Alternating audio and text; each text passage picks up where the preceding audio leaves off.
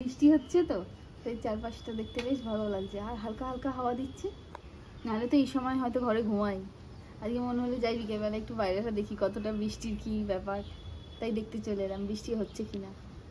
বৃষ্টি হচ্ছে ticket ticket করে, না হলেই ওকে বলতাম যে চলো বেরোই একটু। এই ওয়েদারে একটা মুখরোচক কিছু খাওয়ার বানানো যায় না? হ্যাঁ যাই। তোমার মন তো চপচপ করছে নিশ্চয়ই। পাঁশকুড়া স্টাইল আলুর চপ? হ্যাঁ খাবে? একদম। চলো বানাই, তোমরাও দেখতে থাকো। চলো চলো। তো চলে এলাম আলুর চপ বানাতে, আর নবর রান্নাঘরের একটা নতুন রেসিপিতে তোমাদের সবাইকে কিন্তু আবারও অনেক অনেক স্বাগত। তো তোমরা তো আজকে জেনেই গেছো যে আমরা আজকে আলুর চপ বানাচ্ছি, আর যখন বানাচ্ছি কিছু সেটা তোমাদের সাথে শেয়ার করবো না সেটা কখনো হয়? তো চলো রেসিপিতে যাওয়া যাক।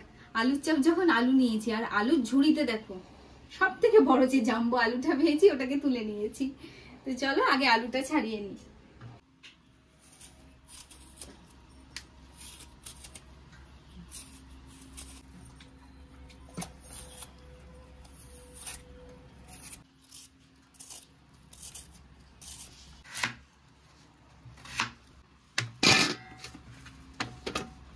আলু কাটা হয়ে গেছে, এবার আলুগুলোকে ধুয়ে নিয়ে আসি। আলু ধুয়ে একদম জল সমেত নিয়ে এসেছি। এবারে এটাকে প্রেসারে 2টো সিটি দিয়ে নেব।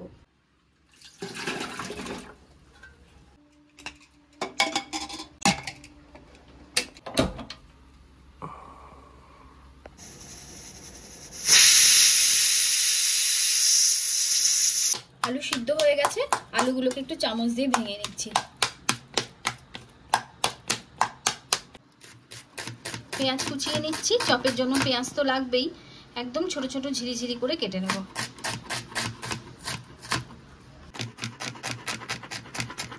পেঁয়াজ কোচানো হয়ে গেছে, এর সাথে 2টো কাঁচা লঙ্কাও কুচিয়ে নেব। কড়াই বসিয়ে দিয়েছি, এবার দিয়ে দিচ্ছি তেল। তেল গরম হয়ে গেছে, এবারে দিয়ে দিচ্ছি পেঁয়াজ কুচি।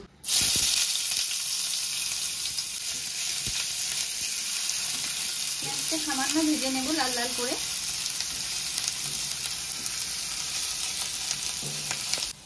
পেঁয়াজ ভালো মতো ভাজা হয়ে গেছে, এবারে একে একে বাকি মশলাগুলো দেব।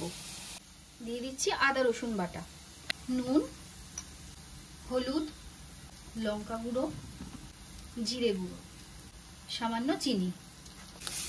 এই সামান্য নেড়েচেড়েই মশলার গন্ধটা থাকতে থাকতেই আমি কিন্তু আলু সেদ্ধটা দিয়ে দিচ্ছি। এবারে আলু আর মশলা ভালো মতো মিশিয়ে নেব। এবারে দিয়ে দিচ্ছি গরম মশলা গুঁড়ো আর কোচানো কাঁচা লঙ্কা। এবারে ভালো করে কাঁচা লঙ্কা, আলু, গরম মশলা সব একসাথে মিশিয়ে নেব। আমার আলুর পুর কিন্তু একদম তৈরি। এবার এটাকে ঠান্ডা করে নেব। এবারে চপের জন্য বেসন মাখিয়ে নেব। নিয়ে নিচ্ছি বেসন, নুন, সামান্য একটু চিনি, কালো জিরে আর সামান্য একটু তেল। প্রথমে আগে এটাকে শুকনো ভালো করে মাখিয়ে নেব। শুকনো মাখানো হয়ে গেছে, দেখো কোনো দানা দানা নেই, ঝুরঝুরে করে মাখিয়ে নিয়েছি। এবারে জল দেব,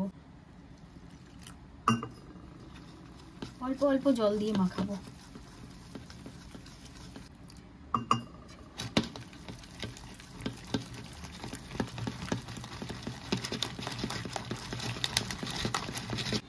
বেসন কিন্তু ফেটানো হয়ে গেছে, দেখো পাতলাও না আবার মোটাও না।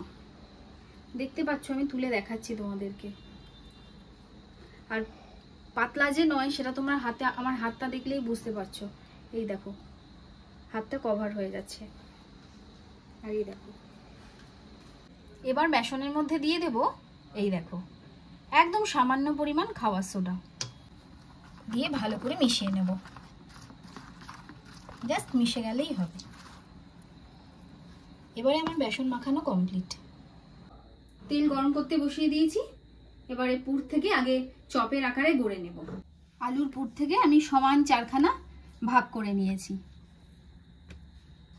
এবার প্রত্যেকটাকেই এরকম ভাবে প্রেস করে নেব।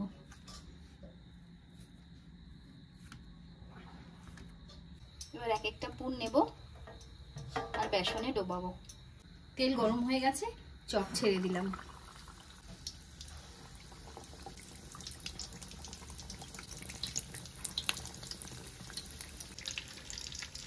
চপগুলো ভেসে উঠেছে, এবার একটু উল্টে দিই।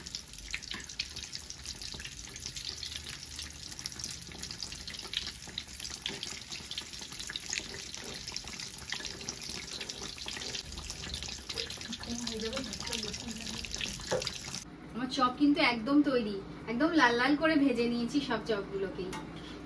এবার তেল ছেঁকে তুলে নিই। আলুর চপ তৈরি কিন্তু, ঝটপট মুড়ি নিয়ে এসো। ওপর থেকে বিট নুন ছড়িয়ে দিলেই কিন্তু 16 পালা পূর্ণ।